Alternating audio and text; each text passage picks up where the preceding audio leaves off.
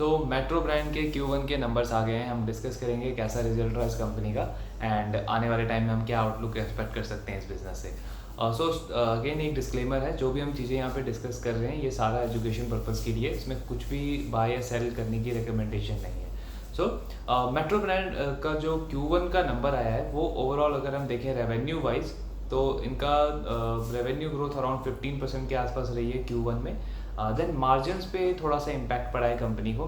36% के मार्जिन थे इनके लास्ट ईयर, वो इस साल कम होकर के 32% के हो गए हैं। देन नेट प्रॉफिट में एक बड़ा फॉल आया है, करीब इनका 12% से नेट प्रॉफिट डी ग्रोथ हो गया है on a Y basis. So overall अगर हम नंबर देखें तो हम कह सकते हैं ख़राब नंबर्स हैं मेट्रो ब्रांड्स के ओवरऑल।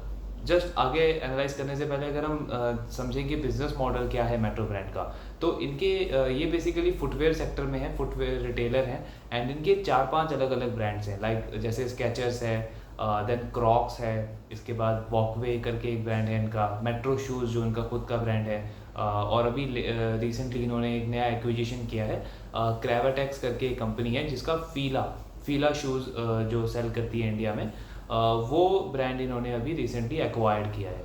तो करीब 4 से 5 ब्रांड्स हैं इस कंपनी के पास में, और ये रिटेल के थ्रू उनको आगे सेल करते हैं। देन कंपनी का जो मेजरली रेवेन्यू आप देखोगे, सो इनका अनलाइक रिलैक्सो जो कि मासेस कस्टमर्स को ज़्यादा टारगेट करता है, मेट्रो ब्रांड का जो बिजनेस मॉडल है वो टुवर्ड्स प्रीमियम और हाई प्रीमियम कस्टमर की तरफ ज़्यादा है। इनका मोर देन 80% जो इनका शूज़ होते हैं वो जो शूज़ सेल होते हैं वो उनकी प्राइस 1500 रुपीज़ से भी ज़्यादा होती है। तो मतलब मासेस कस्टमर्स की तरफ ज़्यादा फोकस है नहीं कंपनी का, इसलिए अगर आप ब्रांड भी इनको देखोगे, या स्केचर्स के शूज़ हों या क्रॉक के जो आइटम्स होते हैं वो हों, या इनके खुद का जो मेट्रो शूज़ भी हो, वो थोड़े से प्राइसेस उनके हाई होते हैं। और इनके स्टोर्स भी मेनली मेट्रो सिटीज़ में या टियर 1 सिटीज़ में ही हैं। अभी धीरे धीरे एक्सपैंड कर रहे हैं ये टियर 2 टियर 3 सिटीज़ में, but majority of the stores जो हैं वो भी मेट्रो या टियर 1 में हैं। बिकॉज सिंपल लॉजिक है, अगर आप टियर 3 टियर 4 सिटीज़ में जाके हाई कॉस्ट प्रोडक्ट को सेल करने की कोशिश करोगे तो आपके सेल्स पे ऑब्वियसली इफेक्ट पड़ेगा। बिकॉज हमने रिलैक्सो के साथ देखा है, ये पिछले 1-2 साल में जब इन्फ्लेशन बढ़े हैं, रॉ मटेरियल कॉस्ट बहुत ज़्यादा बढ़ गई थी उस कंपनी के लिए, तो उनके लिए बहुत मुश्किल हो गया था अपने सेल्स को मैनेज कर पाना, और सेल्स ग्रोथ बहुत ही ज़बरदस्त तरीके से उनकी नीचे आई थी। इनफैक्ट मार्जिन बहुत ज़्यादा इफेक्ट हुए थे, प्रॉफिट तो अराउंड 5-6 गुना नीचे आ गया था रिलैक्सो का।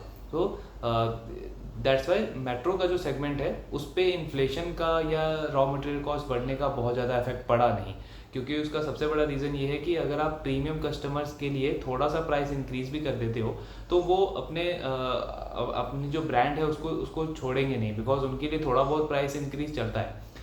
वीज़ अगर आप मासिस सेगमेंट में हो, वहाँ पे अगर आप प्राइस इंक्रीज कर रहे हो जैसे कि रिलैक्स हो, तो वहाँ पे उन कस्टमर्स के पास ऑप्शंस बढ़ जाते हैं, जो अनऑर्गेनाइज्ड प्लेयर हैं या लोकल प्लेयर्स हैं, वहाँ से वो सेम प्रोडक्ट ले सकते हैं। ऑब्वियसली क्वालिटी में डिफरेंस है रिलैक्सो के या किसी लोकल अनऑर्गेनाइज्ड प्लेयर के, बट देन उस कस्टमर के लिए वो इतनी क्वालिटी इतनी ज़्यादा प्रायोरिटी नहीं है, प्राइस ज़्यादा प्रायोरिटी है। वीज़ अगर हम प्रीमियम कस्टमर की बात करें तो उनके लिए क्वालिटी ज़्यादा मैटर करती है, ब्रांड ज़्यादा मैटर करता है। दैट्स वाई मेट्रो ब्रांड को पिछले 1-1.5 साल में इन्फ्लेशन बढ़ने के बाद या रॉ मटेरियल कॉस्ट बढ़ने के बाद भी कोई मेजर इम्पैक्ट नहीं पड़ा उनके बिजनेस के ऊपर। और इस क्वार्टर में हमें ये नंबर इसीलिए ख़राब लग रहा है बिकॉज पिछले 3-4 क्वार्टर में अगर आप देखो तो इनकी जो सेल्स ग्रोथ थी वो लगातार 25% 30% के आसपास थी। ऑल्दो मैनेजमेंट का ये कहना था Q4 में कि आने वाले क्वार्टर में ये सेल्स ग्रोथ 25-30% की नहीं रहेगी, ये कम होगी और करीब 19-20% के आसपास जो उनका प्री कोविड का ग्रोथ रेट था उसके आसपास रहेगी। बट ये जो नंबर आया है 15% का, ये उससे भी बहुत ज़्यादा कम है। तो ऑब्वियसली अगर मैनेजमेंट कमिट कर रही है 20% के आसपास की और नंबर आ रहा है 15%, तो ये नेगेटिव साइन तो है किसी भी कंपनी के लिए, बिकॉज वो 25-30% सस्टेनेबल नहीं था, ये एक्सपेक्टेड था, क्योंकि वो बिकॉज कोविड का जो लो बेस इफेक्ट मिल रहा था कंपनी को, उसकी वजह से वो सेल्स ग्रोथ नंबर हमें 25-30% दिख रहे थे। लेकिन 20% एक्सपेक्टेड था, बिकॉज कंपनी छोटी है, बहुत बड़ी कंपनी नहीं है, 20-25 हज़ार करोड़ का मार्केट कैप है इनका, तो अभी भी बहुत छोटी कंपनी और अंडर पेनेट्रेटेड है India in terms of organise retail footwear retailer में। अगर हम बात करें सिर्फ 38% जो है वो ऑर्गेनाइज प्लेयर हैं फुटवेयर सेक्टर में, अराउंड 60-65% अभी भी इस सेक्टर में अनऑर्गेनाइज प्लेयर हैं। तो यहाँ पे आई मीन ये एक्सपेक्टेड था कि कंपनी 20-25% से तो आने वाले 5-10 साल में आराम से ग्रो कर सकती है। ऑल्दो इस क्वार्टर में ये थोड़ा सा शॉक लगा है। प्रॉफिटेबिलिटी के लिहाज से अगर हम देखें तो बहुत बड़ा सरप्राइज़ नहीं है, बिकॉज एक्सपेक्टेड था कि आपने एक्विजिशन किया है और एक ऐसा ब्रांड आपने खरीदा है ग्रेविटेक्स, जो फीला शूज़ यहाँ पे सेल करते हैं। वो लॉस मेकिंग कंपनी है, 14 करोड़ का लॉस है उनका।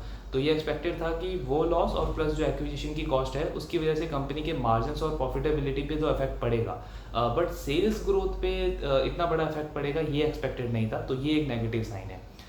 स्टिल अगर मैं अपना व्यू दूं तो मेरे हिसाब से अभी भी फुटवेयर सेक्टर में, चाहे आप रिलैक्सो को ले लो या बाटा की बात कर लें हम या कैंपस की बात कर लें, इन तीनों चारों कंपनी में सबसे बेहतर अभी भी मेट्रो ब्रांड है, बिकॉज सेल्स ग्रोथ इनकी बहुत अच्छी है उन तीनों चारों के कंपैरिजन में। मार्जिन्स इनके 30-35% के हैं, जो कि बहुत ही अच्छे हैं। रिलैक्सो के तो अराउंड 15-17% के मार्जिन्स आ गए हैं। कैंपस की तो सेल्स ग्रोथ ही नहीं हो रही, नेगेटिव सेल्स ग्रोथ है।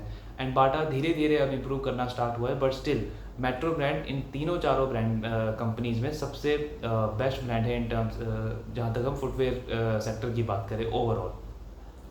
जस्ट एक इशू थोड़ा सा मुझे इनकी वैल्यूएशन को लेकर है, क्योंकि स्टॉक 80 के पीई पे ट्रेड कर रहा है, बट आई मीन मैं विलिंग नहीं हूँ एक कंपनी जो 80 के पीई पे ट्रेड कर रही है और 15% पे ग्रोथ कर रही है, वो भी ग्रोथ रेट तब आई है, आई मीन एक्सपेक्टेशन उससे ज़्यादा की थी कंपनी की, बट उसको अंडर डिलीवर किया है कंपनी ने। सो इस चीज़ों के साथ ओवरऑल स्टॉक को लेके अभी तो मैं बहुत ज़्यादा कंफर्टेबल नहीं हूँ, बट येस जिस सेगमेंट में ये कंपनी डील करती है और जिस तरीके का अंडर पेनेट्रेशन है इंडिया में फुटवेयर को लेकर के, स्पेशली ऑर्गेनाइज मार्केट की बात करें, तो स्कोप बहुत बहुत ज़्यादा है इस कंपनी के लिए, और ये एक ऐसी कंपनी है जिसे हमें रेगुलर ट्रैक ज़रूर करना चाहिए। सो आई होप ये वीडियो आपको अच्छा लगा होगा। Thank you very much.